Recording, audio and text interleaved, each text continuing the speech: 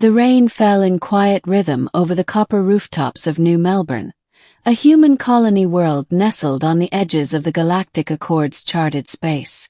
Streetlights flickered through the drizzle, painting the slick streets in hues of gold and blue. Caleb Dorn adjusted his jacket and stepped into the warm neon glow of the Cosmic Brew, his favorite little diner tucked away in the colony's oldest quarter. He didn't come here for the food. He came for the calm. And lately he'd come for someone else too. The woman had started appearing a week ago, always seated in the same corner booth, sipping the same steaming cup of blue vine tea. She had that kind of presence you don't forget. Long silver hair that shimmered in dim light, violet eyes that seemed to miss nothing, and a grace that stood out like a polished gem in a box of old tools. He had no idea what species she was. Definitely not human, but no one in the diner ever questioned her. Maybe it was politeness. Maybe it was fear. Caleb, being a mechanic for old colony shuttles, wasn't one to care for politics. He just liked her quiet energy. Tonight, as he passed her table on the way to the counter, she lifted her gaze and spoke for the first time. "You smell of engine grease and cinnamon," she said, her voice rich and strangely melodic. Caleb blinked, awkwardly laughing. Yeah, the cinnamon's from the pastry I had earlier. The grease is... Well, that's a full-time accessory." To his surprise, she smiled. "Do you dine alone?" "Usually," he said, then paused. "But not tonight. Care to join me?" She looked at him for a long beat before nodding. "I would be honored." Middle. Her name, she said, was Lyra.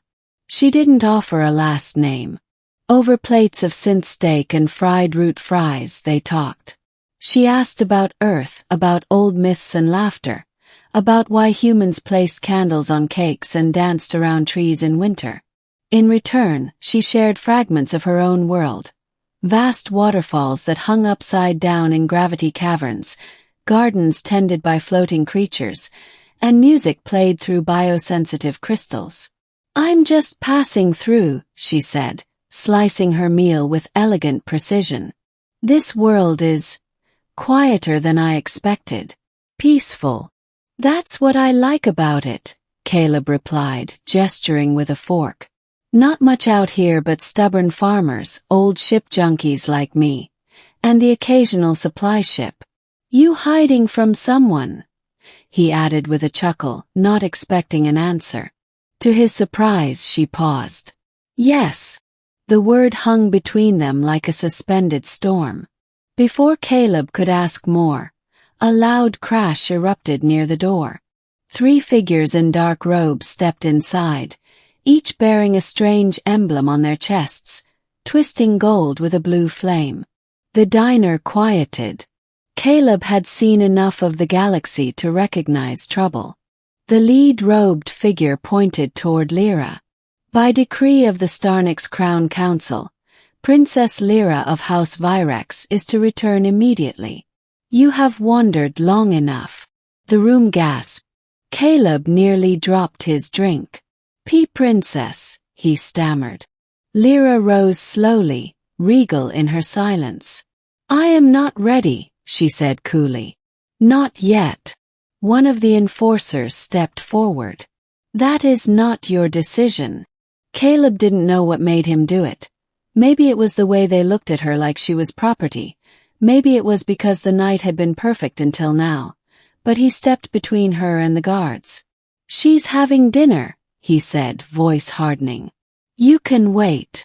The room held its breath. The lead enforcer's hand twitched toward his weapon. "Step aside, human." But before things escalated, Lyra raised a single hand. "No," she said. "This man has shown me courtesy. I will return to my people, but on my terms." To Caleb's shock, the guards obeyed, silently retreating to a hovercar outside. Lyra turned to him, and for the first time, Caleb saw the weight behind her gaze. "I wasn't lying," she said. "I am a princess. the daughter of Supreme Matriarch Valesia of Virex Prime. I fled because I was being forced into a ceremonial bond with a political brute. I wanted one night of normalcy, of real choice. And you picked here, Caleb said, stunned. She laughed softly. I heard the mechanic who smelled of cinnamon was kind. Ending. 2 days passed without word. Caleb thought it was over. A strange but unforgettable encounter. Then one morning, as he worked under a rusted cargo hauler, a sleek golden shuttle descended outside his repair yard. He wiped grease from his hands as the ramp extended.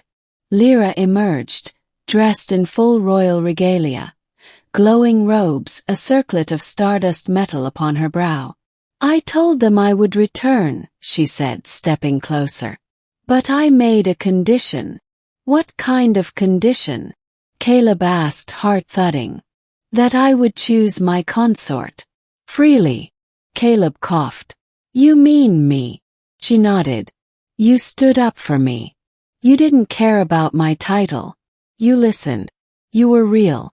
That is rare in the halls of power. But I'm just a mechanic. And I am just a woman, she replied, voice softer now. But together maybe we could be something more. He looked at her, eyes searching for any trace of jest, but found only hope. Are you sure? He asked. I've never been more certain. He stared at the ship, then at the life he'd known. Quiet, safe, small. Then he smiled. Let me grab my jacket. Plug. The galaxy eventually came to know Caleb Dorn as consort protector of the Virexian throne, a common man who dared to stand between royalty and fate. But on the quiet nights when the stars burned softly above Virex Prime, he would take Lyra's hand, walk among her gravity gardens, and remember the night when he invited a strange woman to dinner and found a princess instead.